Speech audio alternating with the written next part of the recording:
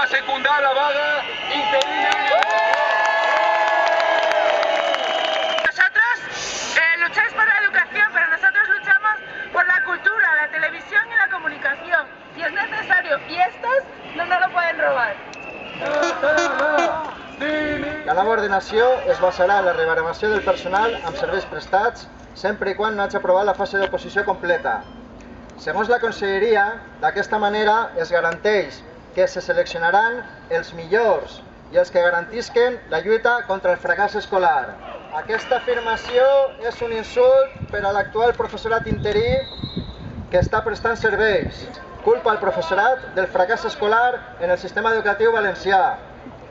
Però darrere d'aquesta afirmació el que s'amaga és la desestabilització i el control ideològic i polític de les plantilles de professorat.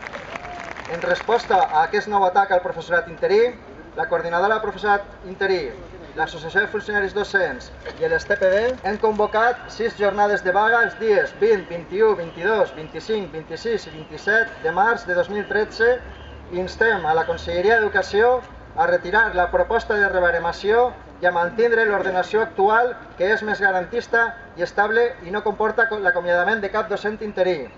Company interí, company interina, secunda la vaga i participa en les mobilitzacions convocades. Moltes gràcies.